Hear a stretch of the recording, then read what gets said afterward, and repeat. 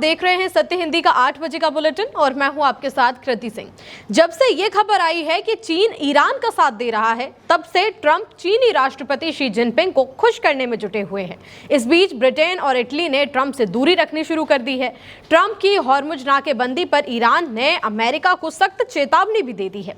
देश के अंदर भी सियासत गर्म है। तमिलनाडु में स्टालिन का विरोध, कांग्रेस का परिसीमन पर हमला और ममता बनर्जी का केंद्र पर वार। इन सभी खबरों पर इस बुलेटिन में बात करेंगे, लेकिन पहले रुक करेंगे इस बुलेटिन की 5 बड़ी खबरों का। जिनपिंग को खुश करने में जुटे ट्रंप, बोले हम मिलकर काम कर रहे हैं। ईरान बोला अमेरिका नहीं रुका तो ठप कर देंगे समुद्री व्यापार। दबाव के बाद भी ट्रंप को स्टारमर का जवाब कि हम शामिल नहीं होंगे। परिसीमन के खिलाफ तमिलनाडु सीएम स्टालिन ने किया बड़े प्रदर्शन का ऐलान। आईपैक को फाउंडर की गिरफ्तारी पर भड़की ममता, ईडी सीबीआई से हम नहीं डरेंगे।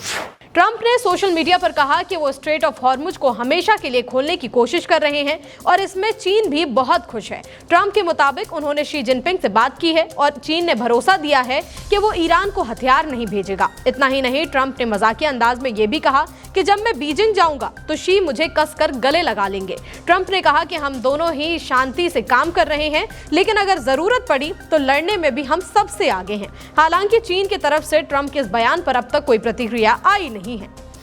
दुनिया में बढ़ते तनाव और जंग के माहौल के बीच चीन और रूस की नजदीकियां और बढ़ती दिख रही हैं। चीन के राष्ट्रपति शी जिनपिंग ने रूस के विदेश मंत्री सर्गेई लावरोव से बीजिंग में मुलाकात की और साफ कहा कि अब वक्त है और मजबूत रणनीतिक तालमेल का।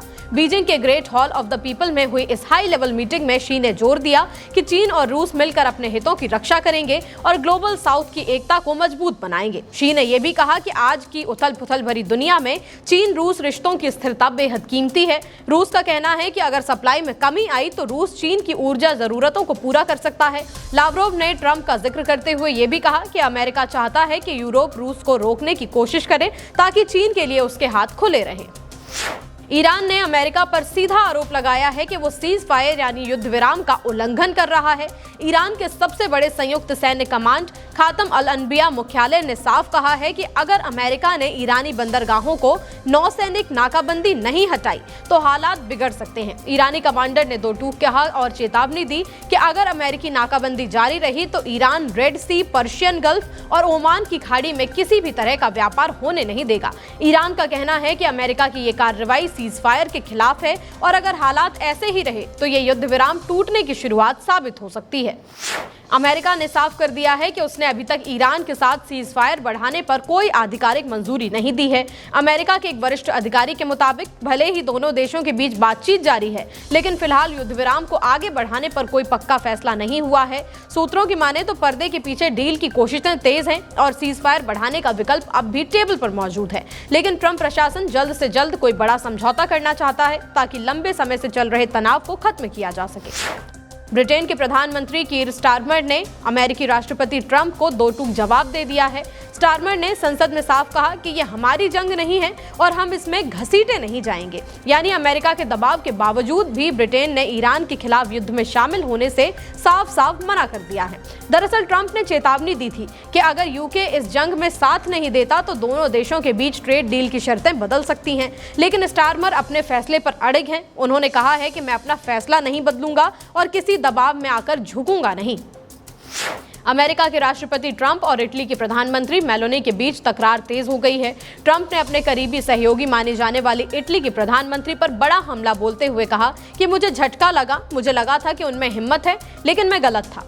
दरअसल मामला ईरान को लेकर चल रही जंग का है, जहां अमेरिका चाहता है कि उसके सहयोगी देश भी खुलकर साथ दें, लेकिन इटली ने साफ कर दिया है कि वो इस लड़ाई में सीधे शामिल नहीं होगा। इतना ही नहीं, मेलोनी सरकार ने इस्राएल के साथ रक्षा समझौते को खत्म भी कर दिया और उसे बीच में सस्पेंड कर दिया, जिससे वॉशिंगटन नाराज हो गया है। इसी पर ट्रंप भड़क गए और इटली के अखबार को दिए इंटरव्यू में कहा कि मेलोनी हमारी मदद नहीं करना चाहती। क्या लोगों को ये पसंद आएगा कि उनका नेता कुछ भी नहीं कर रहा? ट्रंप ने यहाँ तक कह दिया कि अगर ईरान के पास परमाणु हथियार हुआ तो वो इटली को मिनटों में तबाह कर देगा। वहीं दूसरी तरफ मेलोनी ने भी ट्रंप को करारा जवाब दिया। उन्होंने पोप लियो को लेकर ट्रंप की टिप्पणी को अस्वीकार्य बताया, जिस पर ट्रंप ने पलटवार करते हुए कहा कि अस्वीकार्य तो मेलोनी है, क्योंकि उन्हें खतरे की परवाह ही नहीं है। ईरान की इंटेलिजेंस एजेंसियों ने एक साथ कई जगह छापेमारी कर 35 लोगों को गिरफ्तार किया है और दावा किया जा रहा है कि इनमें से कुछ लोग इस्राएल की खुफिया एजेंसी मोसाद से जुड़े हुए हैं। सरकारी एजेंसी IRNA के मुताबिक ये कार्रवाई देश के 6 अलग अलग प्रांतों में की गई। ईरान का कहना है कि गिरफ्तार लोगों में हथियारों की तस्करी करने वाले, अलगाववादी समूहों के सदस्य और विदेशी एजेंसियों से जुड़े संदिग्ध लोग शामिल हैं। ईरान की इंटेलिजेंस मिनिस्ट्री ने इसे बड़ी कामयाबी बताया है और कहा है कि ये लोग देश की सुरक्षा को नुकसान पहुंचाने की साजिश रच रहे थे। हालांकि अभी तक इन आरोपों पर इस्राएल की तरफ से कोई भी प्रतिक्रिया नहीं आई है। चीनी सैटेलाइट का इस्तेमाल कर ईरान ने अमेरिकी ठिकानों पर ताबड़तोड़ हमले किए। ये दावा किया गया है फाइनेंशियल टाइम्स की रिपोर्ट में।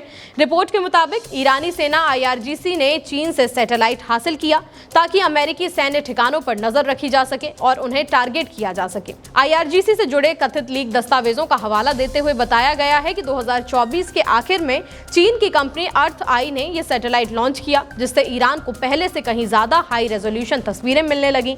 दावा है कि इस डेटा की मदद से Iran Saudi Arabia, Bahrain, Iraq, Kuwait, Jordan, Oman और जिबूती में मौजूद अमेरिकी सैन्य ठिकानों पर कड़ी नजर रखे हुए है। इतना ही नहीं, बीजिंग की कंपनी एम्पोसेट के ग्राउंड स्टेशनों तक भी IRGC को एक्सेस मिलने की बात कही गई है, लेकिन चीन ने इन सभी आरोपों को सिरे से खारिज कर दिया है। बुलेटिन में आगे अभी और भी खबरें हैं। परिसीमन के खिलाफ तमिलनाडु में बड़े प्रदर्शन का ऐलान।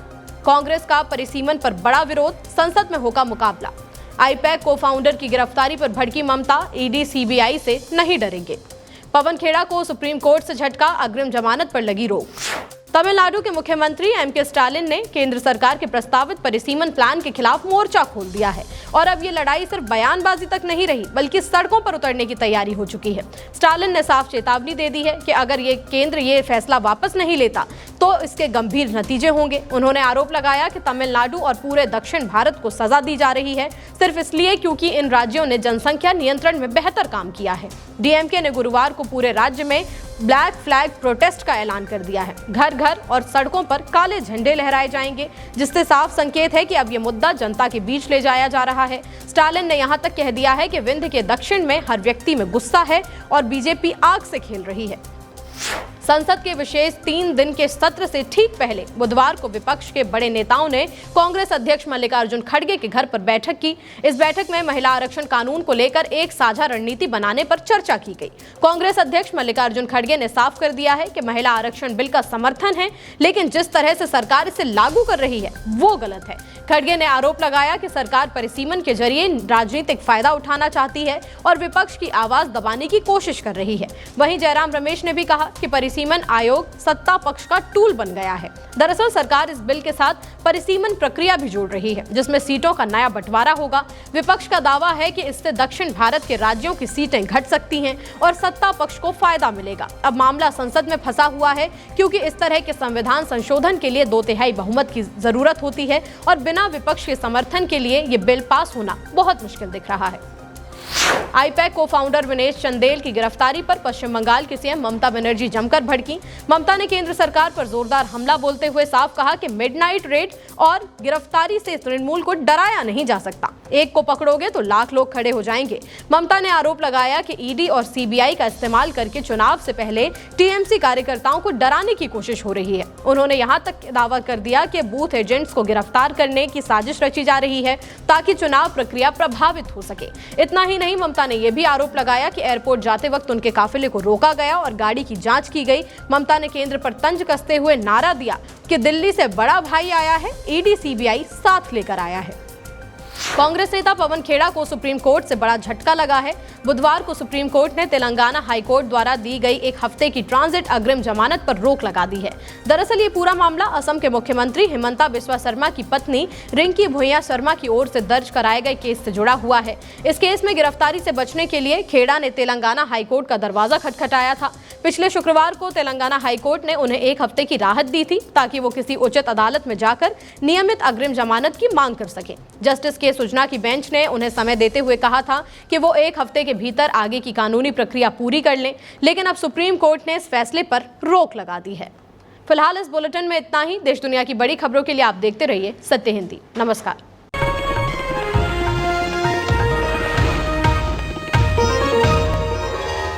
Copyright disclaimer under Section 107 of the Copyright Act 1976. Allowance is made for fair use for purposes such as criticism, comment, news reporting, scholarship, and research. Fair use is a use permitted by copyright statute that might otherwise be infringed.